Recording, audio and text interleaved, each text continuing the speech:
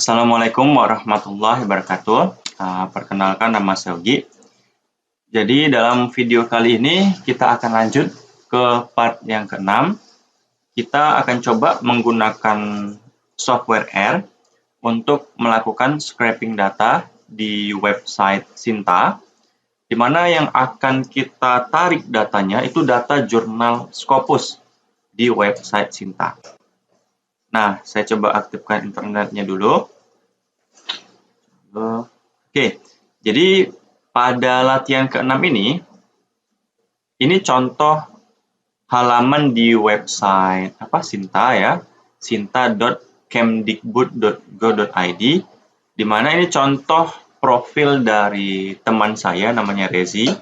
Nah, kita fokus masuk ke dalam bagian Scopus dokumen ya. Jadi kita masuk ke dalam bagian Scopus dokumen ya. Nah, di bagian Scopus dokumen ini ada beberapa tab. Ada jurnal, ada proceeding, ada book, ada other, dan all. Nah, fokus pada video part ke-6 ini, kita coba akan menarik data di bagian jurnal. Nah, di bagian jurnal ini teman-teman, ada kolom kuartil, ada publication ya. Nah, kita akan menarik informasi dari kuartilnya, ada Q3, Q2, informasi di kuartilnya. Kemudian kita juga akan menarik informasi dari publikasi. Kita coba tarik informasi judulnya ya, judul jurnalnya, judul artikelnya, kemudian sama jumlah citasinya juga akan kita ambil. Kemudian sama tahunnya, seperti itu. Jadi, kita akan coba praktekkan sekarang. Nah, teman-teman, jadi pertama ya, kita coba jalankan dulu paket R ya. Di sini teman-teman mesti sudah menginstal paket R, namanya itu RFast. Jadi RFast ini dapat digunakan untuk melakukan scraping data di website. Jadi teman-teman install dulu paket RFast-nya. Kemudian saya membuat kode seperti ini. Di sini saya perlu memberi ID Sintanya. Jadi misalkan rekan saya ini ID Sintanya 5978882. Maka saya masukkan di sini. Nah, kemudian fokus yang selanjutnya, teman-teman lihat URL-nya, alamat ini. Nah, di sini yang mesti mendapat perhatian, pertama halamannya. Kita mau menarik data di halaman yang mana? Nah, fokus kita itu di halaman yang kedua, maka di sini saya buat halaman sama dengan 2. Artinya kita akan menarik informasi di halaman kedua. Nah, jadi kemudian, ini kan ada alamatnya ya, ini alamat lengkapnya. Jadi kita copy dari sini sampai sini ya. Itu dari sampai sini, itu saya buat di sini. Nah, yang ini ya. Kemudian ini halamannya. Kemudian lanjut ada ID-nya. Itu ID-nya ada di sini. Nah, ini ID-nya sama dengan baru kita masukkan ID Sintanya di sini. Nah, dia seperti ini dia. Oke. Kemudian saya gunakan fungsi read_html. Kemudian ini URL overview-nya baru kita eksekusi. Oke. Sudah selesai ya sampai sini. Nah, pertama di sini saya coba menarik informasi kuartilnya.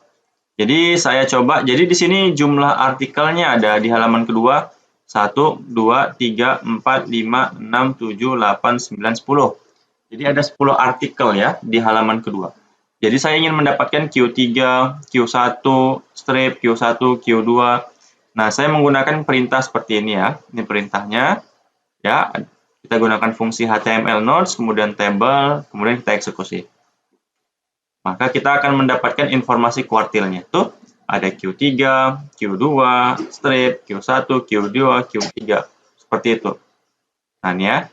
Paling terakhir Q3. Sebelumnya itu ada Q4. Nah, ada. Selanjutnya, kita akan menarik informasi jumlah citasinya. Kita bisa lihat untuk yang ini ya, untuk artikel ini jumlah citasinya 12. Untuk yang Q1 ini jumlah citasinya 12 sampai yang Q3 ini jumlah citasinya 5. Nah, kita gunakan perintah seperti ini ya, ini perintahnya. Kemudian kita eksekusi, maka kita dapat jumlah citasinya. 12, 12, 11, paling kecil 5. Kemudian selanjutnya kita akan mengambil informasi nama judul artikel. Ya, ini untuk Q3 nih judulnya Short Communication Cave Dwelling Arthropod dan seterusnya. Itu judul yang pertama. Yang kedua, Connecting Climate and Communicable Disk dan seterusnya.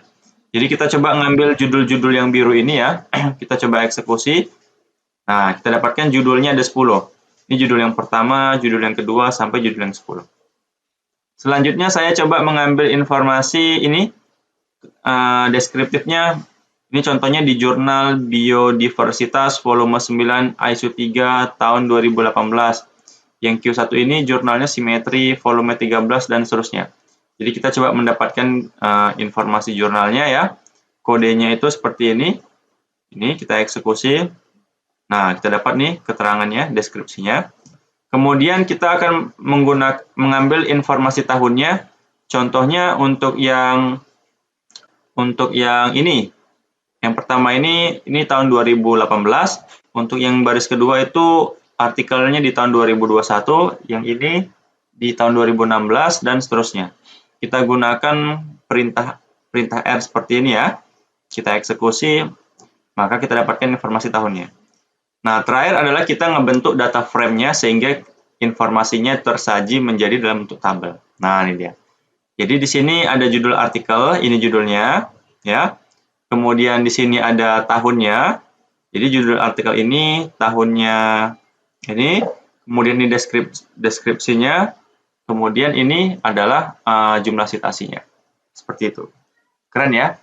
Nah, ini contoh di halaman kedua ya. Gimana kalau kita ingin menarik data di halaman ketiga? Misalkan kita sort ketiga. Nah, ini di halaman ketiga ya. Halaman ketiga ini contohnya ya. Kita langsung ganti aja di sini di halaman ketiga. Kemudian kita eksekusi. Kita pilih run all chunk below. Maka akan dieksekusi sampai ke bawah. Di proses. Nah, langsung muncul. Jadi di halaman ketiga itu judulnya Copula, Best Fit, Stock Price, Employing gitu kan. Sama nggak? Ini kan Copula, Stock Price, Employing. Kemudian kita lihat lagi tahunnya 2019, 2020, 2020. Sama atau enggak? Sama tahunnya ya. Jadi teman-teman tinggal ubah saja. Nah, misalkan ini punya saya. Kalau kita punya saya punya ini hanya ada satu halaman ya, seperti itu. Jadi tinggal copy ID-nya, ID saya ya. Kita buat di sini ini ID saya, kita ganti. Saya hanya punya satu halaman untuk dokumen jurnal Scopus-nya. Maka kita tinggal eksekusi run all chunk below. Nah, ini dieksekusi. Nah, kita dapatkan untuk punya saya, ini dia. Jadi ini judulnya Impact of COVID, Cluster Around, Connecting. Sama nggak dengan punya saya di sini? Kan Impact of COVID, Cluster Around, Connecting, sama dia. Seperti itu dia. Jadi seperti inilah kita menarik data terkait artikel-artikel jurnal Scopus ya di web Sinta. Oke teman-teman, semoga bermanfaat ya. Mohon maaf atas segala kekurangan. Assalamualaikum warahmatullahi wabarakatuh.